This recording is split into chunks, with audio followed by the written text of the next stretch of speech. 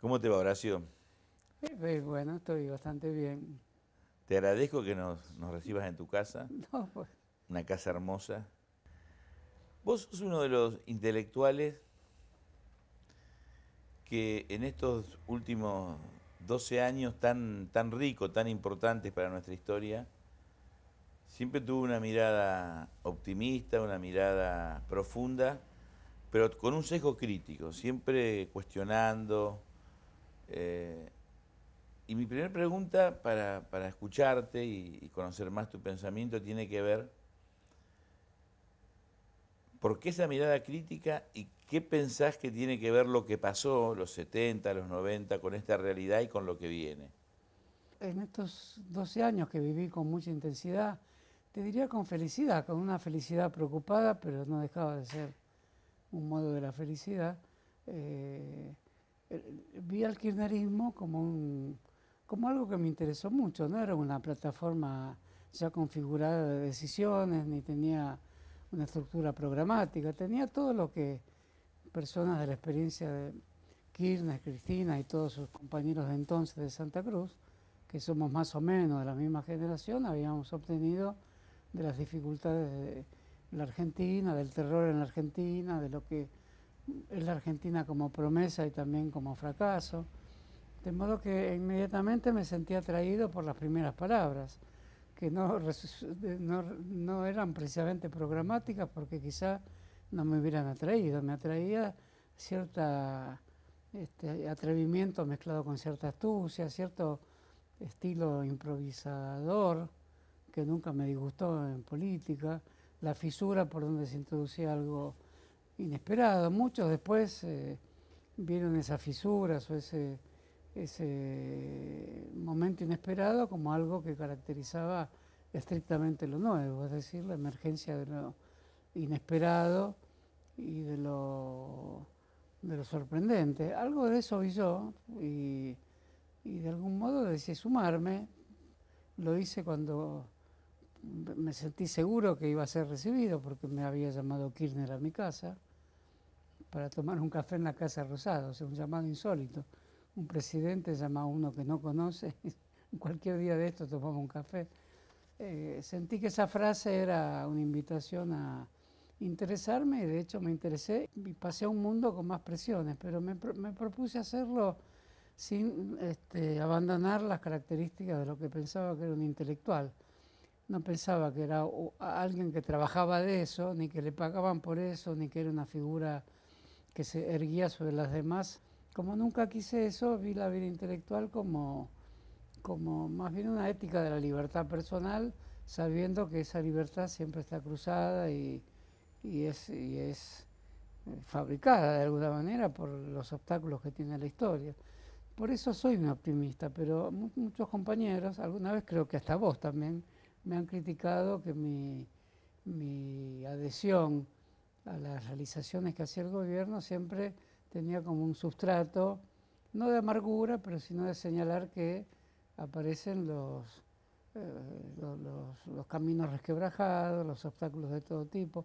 A mí me parece que es una posición adecuada esa, siempre que no esté en manos de un pesimista profesional, porque la historia contemporánea es una historia de grandes obstáculos y casi muchos más que en otras épocas que estudiamos cuando éramos alumnos, donde había grandes guerras y no es que ahora no las haya, y se estaba erigiendo el gran sistema capitalista, que todas las personas de mi generación ven como un gran obstáculo y al mismo tiempo lo ven como se lo vio cuando se lo estudió siempre seriamente, como un promotor de invenciones, como un elaborador de formas de vida, como el lugar donde se introduce grandes formas de alienación, para hablar con aquella terminología, pero también grandes formas artísticas y grandes descubrimientos que renuevan las formas de subjetividad. O sea, siempre el capitalismo fue un problema.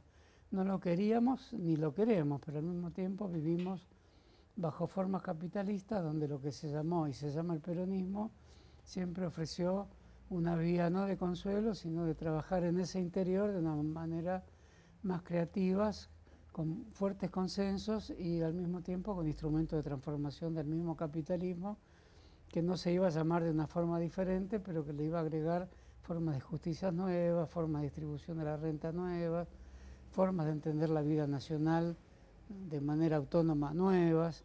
Todo eso a muchos nos convenció a los que veníamos de la izquierda, porque de alguna manera vivimos todavía el ciclo del peronismo, pero no puede ser, si es un ciclo, algo momificado por la historia, algo que quede fijo, detenido en una serie de verdades, con todo lo que nos produce de melancolía o de nostalgia o de intento de investigar eso que fue el lenguaje con el cual millones de personas y de muchas generaciones entendieron una vida más justa. Sin duda también, para emplear la expresión de Kirchner, que a mí tanto me interesa, somos hijos de...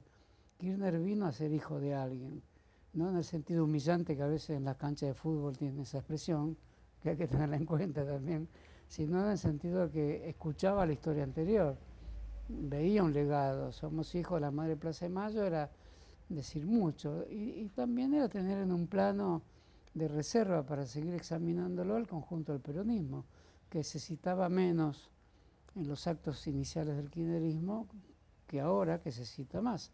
Ese es un tema fuerte, incluso en medio de una campaña donde ser o no ser peronista parece pesar más que lo que pesaba cuando Néstor inició su gobierno. O sea, no nos podemos hacer los onzos respecto a que el peronismo es hijo también de la gran formación de la cultura argentina, a la que le agrega la vida popular, incluso carnavalesca, de una tal contundente forma que siempre sigue siendo un enigma para los analistas, los estudiosos que lo quieren alojar en categorías preconfiguradas, y no creo que no haya que hacerlo, pero hay que hacerlo bien, teniendo en cuenta todos los afluentes, cuestión absolutamente indispensable hoy para saber cómo seguimos, bajo qué bandera, bajo qué normas, palabras, consignas, cánticos.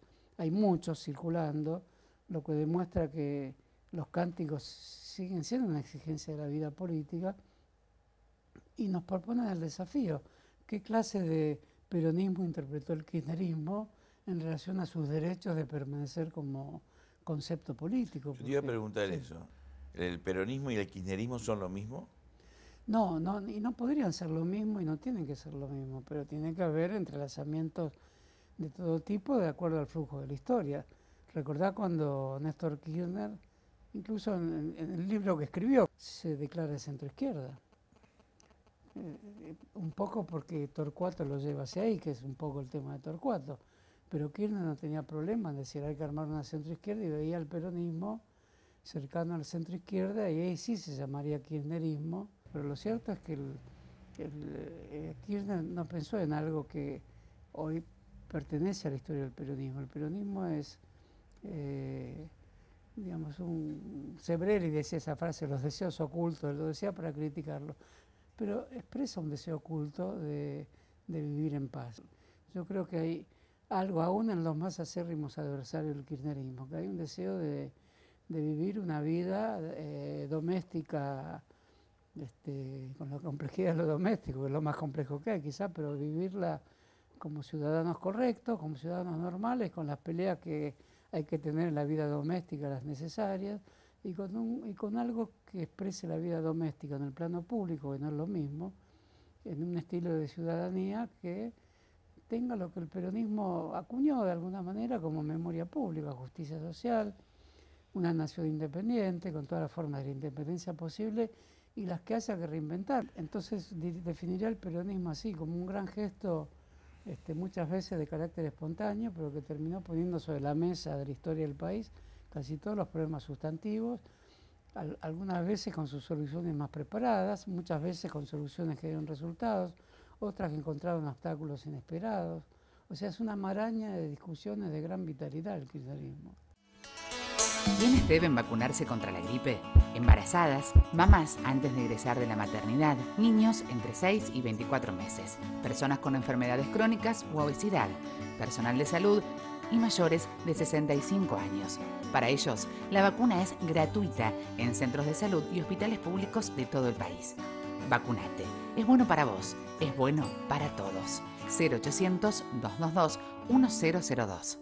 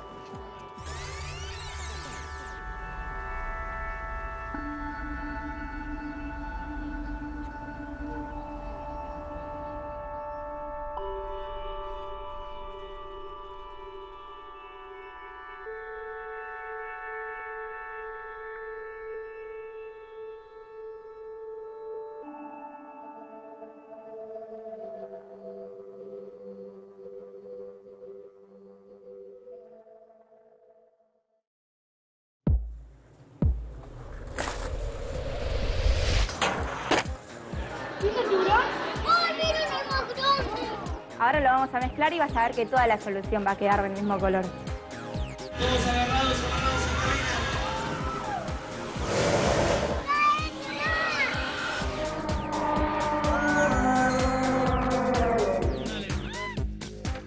No te lo imaginas. Vivilo. Tecnópolis. Futuro para siempre. Abierto de miércoles a domingo, de 12 a 20 horas. Entrada libre y gratuita. Teniendo en cuenta lo que decís, la intelectualidad argentina, aquellos que son opositores, que están enfrentados con el accionar del gobierno de Néstor y Cristina, algunos más razonables, otros menos, los intelectuales que son adherentes a la posición del gobierno, en general, ¿crees que han estado a la altura del debate de estas preguntas que aún están sin interrogantes? En principio digamos que hubo un gran debate y lo sigue habiendo. En buena parte ese debate se centró sobre el hecho que el kirchnerismo aparecía como una impostura, era lo más fácil que tenían a mano en casi todos los diarios, Nación, Clarín, Perfil, sobre todo Perfil, que tiene una agudeza para estas cosas. ¿Por qué impostura? Porque los Kirchner no habían hablado de muchos de los temas que hablaron después en Santa Cruz.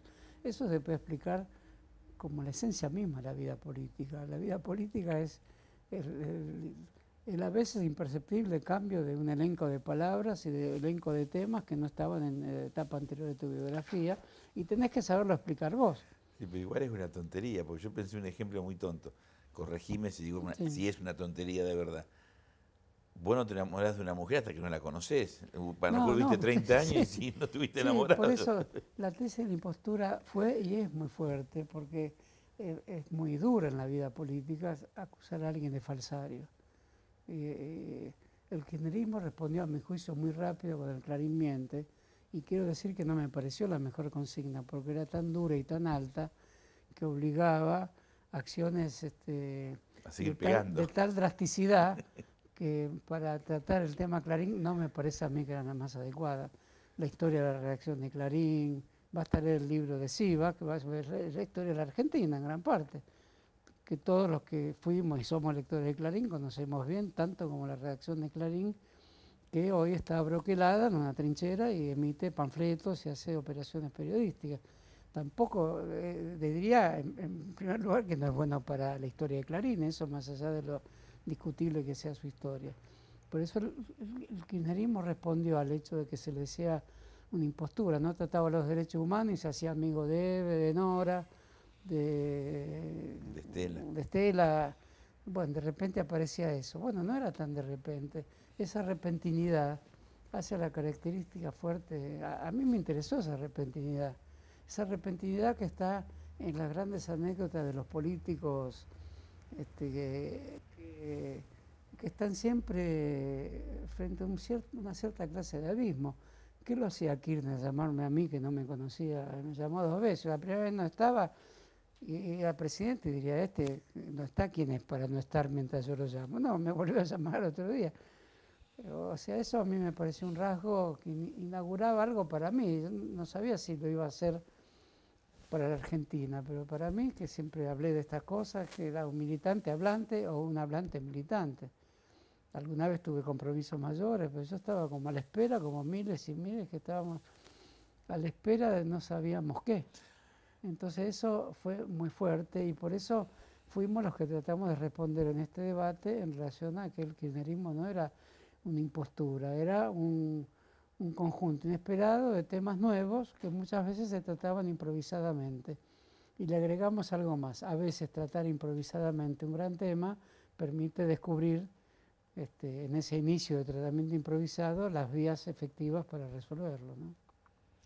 La respuesta en términos, entre comillas, orgánicos fue carta abierta en ese debate de los intelectuales de este espacio. Se formó también bajo la razón espontánea, carta abierta. Y en un momento en que se vio al gobierno peligrando por primera vez, un gobierno que parecía tan bien instalado, que a pesar que había hecho una elección, un resultado más bien pobre, pero eso estaba corregido en vías de corregirse. Había habido otra elección donde se había restablecido por la vía electoral la dimensión de la fuerza social real que lo apoyaba. vimos algo sorprendente para todos. ¿Qué tipo de país teníamos adelante? El kirchnerismo tampoco lo sabía.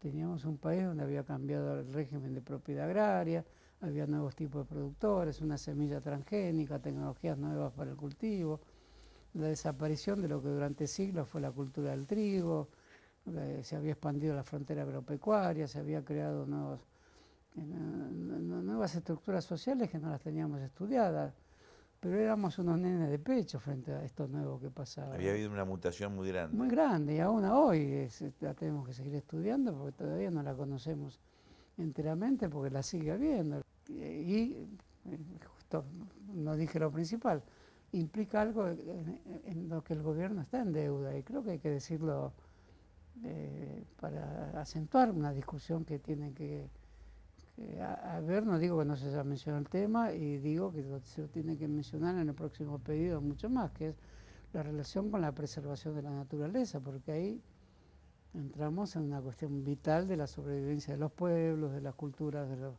los pueblos preexistentes u originarios. Es decir, convenios como el de Chevron, convenios como el de Barrick, tienen que ser vistos a la luz de precauciones mayores que toma el Estado. Para eso nos pasamos todos estos años haciendo la apología de un Estado que más inteligentemente interviene sin asfixiar a la sociedad, porque eso no es intervención, sino es asfixia, sino estimulando a que la sociedad sea más democrática y profundice sus motivos asociativos de una manera más elocuente. Fue muy fuerte, y tiene que ver con lo que estás diciendo, que la primera acción política importante de Néstor después de la derrota del 2009 fue ir a una asamblea de carta abierta ahí en Parque Lezama. Sí, a mí me asombró también porque primero llamó por teléfono político, ¿no? ¿Cuántos hay? No quería ir a una reunión de 5 personas, pero había como 500, suficiente para Parque Lezama.